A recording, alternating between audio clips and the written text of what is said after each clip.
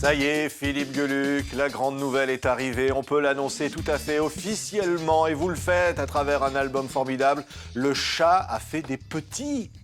Oui, ça y est. Mais on avait l'impression qu'il était enceinte tellement il était gros. Et ça y est, là, Oui. l'accouchement s'est bien passé. On se demandait s'il était vraiment enceinte. Oui, mais un peu. Il est toujours enceinte de quelque chose. Oui. Et ça y est, il a fait des petits. Il en a fait trois. Trois Trois d'un coup. C'est petits d'un coup. une portée de 3 petits. Ils sont Alors, magnifiques. on les a. Voilà, on va les montrer. Ils sont enfants magnifiques. Regardez, voici donc le grand chat. Et alors, il y a 3 petits chats. Regardez, je vais vous les montrer à l'intérieur. Oui. Voilà, les voici. 3 petits chats. Hein. Alors, je les tiens à la main. C'est un miracle. Ce n'est pas un album, mais un coffret qui Oui. contient lui-même 3 albums. C'est Donc, ça. je ne sors pas un nouvel album, mais 3 nouveaux albums. Pour le prix d'un, on pourrait même ajouter. Oui, à peu près. À peu près. C'est juste un miracle. C'est un miracle. Alors, il y en a un, c'est Prêchi Prêcha. Dites-moi, qu'est-ce que c'est que ça? C'est très important ce qui est dit dans ce livre. Ah voilà. Comme chaque parole du chat, il faut la méditer, il faut y réfléchir. Il est toujours en avance de quelques... parfois de quelques années, mais parfois de quelques minutes sur l'époque actuelle. Oui. Donc, il nous dit des choses fondamentales. Prêchi Prêcha. Le prêchi-prêcha, c'est quelque chose d'un peu docte, d'un petit peu comme ça, qui est dit d'un petit peu du haut de sa grandeur. Mais le chat est grand. Oui. Et on en a déjà parlé, c'est un peu le Confucius des temps modernes. Oui. Enfin, il est souvent plus Il con. a toujours quelque chose à dire sur tout. Hein. Oui, mais il est souvent plus con que Fucius, hein, vous avez remarqué. Oui, il a un avis sur tout. Oui. Mais il y a des gens comme ça. Et certains philosophes, des vrais philosophes, sont comme ça. Alors la vie n'est pas toujours intéressante, mais il le donne néanmoins. Oui, c'est ça. Il vous étonne parfois. Je sens, Philippe, parfois ce chat vous étonne dans ce qu'il dit. Hein. C'est étonnant. Hein. Il m'émerveille. Là, il dit par exemple, quand tu roules trop vite, tu es plus dangereux, mais pendant moins longtemps. Ah, mais c'est vrai. Et si on y pense, c'est pas vrai. Les chauffards, il y a le bon et le mauvais côté. Ils sont plus dangereux que les autres, mais pendant moins longtemps puisqu'ils vont très vite. Oui, alors on va découvrir encore quelques-uns de ses grands dessins, parce que ce sont les dessins, parce qu'il a un avenir. C'est pas un avenir, c'est un dessin, le chat. Hein. Un destin. J'aurais pu dire le destin du chat. Oui, c'est un de ces types qui a comme ça une emprise sur nous tous. Mais vous savez, il a fait des adeptes. Il y a des gens qui suivent mon travail depuis longtemps.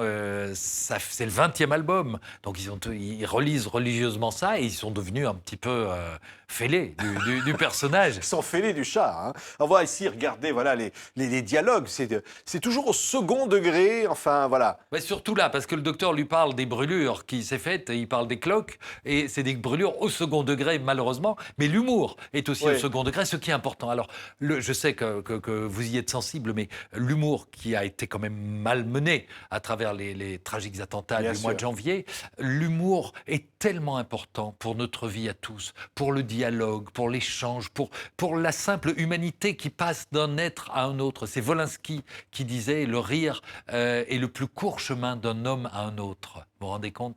Il a dit ça et il se fait assassiner par des crétins armés jusqu'aux dents. L'humour est en danger. L'humour est souvent remis en question. C'est vrai ça, Philippe Geluck. Là, très sérieusement, vous dites l'humour est en danger. Mais bien sûr, on l'a vu au mois de janvier, mais depuis, tout le monde se pose la question. J'ai eu l'impression que le temps de l'insouciance était terminé avec ces attentats horribles. Malgré tout, nous devons continuer de la même façon. Nous devons continuer à regarder les choses sérieuses avec distance, avec dérision. Le second degré, c'est tellement important. Et le second degré n'est pas une attaque contre quiconque. C'est une façon de regarder les choses. C'est une façon d'exorciser les mauvaises choses qui fleurissent dans la société. Et on pourrait dire, rien n'a changé dans l'humour. On peut toujours dire autant les choses qu'avant. Je pense que il faut... Ce qui a changé, c'est qu'on tourne maintenant sa langue cette fois dans sa bouche avant de se prononcer, ou sa plume cette fois dans l'encrier. Tout à coup, on se dit, tiens, mais l'humour peut provoquer des tragédies pareilles, alors qu'on ne l'imaginait pas auparavant. Donc je pense il ne faut pas changer l'humour. Il faut continuer à en faire. Sur tous les sujets, il faut parfois réfléchir aux conséquences que peuvent déclencher l'un ou l'autre propos. Oui, on peut rire de tout. Là, on voit qu'on rit de la mort. Par exemple, sur ce dessin de pompe funèbre. Je pense que, personnellement, moi, je trouve qu'on peut rire de tout. Dans le respect d'autrui, cela va sans dire, mais comme toute activité humaine. Mais rire de tout est indispensable à la survie. Si on n'a plus la distance de l'humour, mais tout devient tragique, tout devient premier degré, pour moi, tout est fini.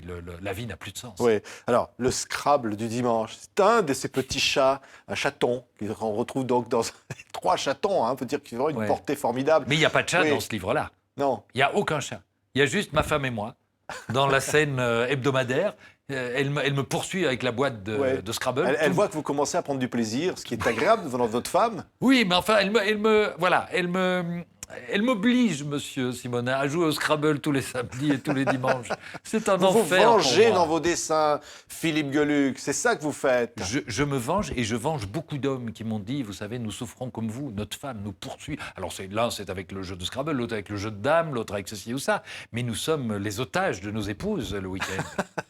Ce qui est extraordinaire, Philippe Geluck, c'est que vous n'hésitez pas à monter sur scène pour raconter à la fois votre vie, votre parcours de garnement, vos chats, et puis tout cet univers fantaisiste, surréaliste qui est le vôtre. Alors, c'est bien modeste, ce n'est pas un véritable spectacle, mais c'est à la fois une conférence, un seul en scène, c'est un peu une plaisanterie comme tout ce que je fais. Et au lieu d'aller vers le public cette année à travers les séances de dédicaces qui m'ont pourri le poignet, qui m'ont fait des tendinites. Il faut dessiner par la main gauche maintenant, Philippe. Non, alors au lieu de dessiner, je parle. Ah oui. Et donc jusqu'à ce que je me ferai une tendinite de la langue.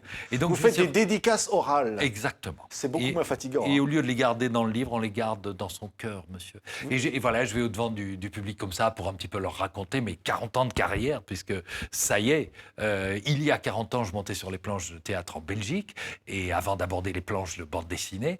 Et donc, j'essaye d'une façon évidemment un petit peu décalée de leur raconter ça en les faisant rire.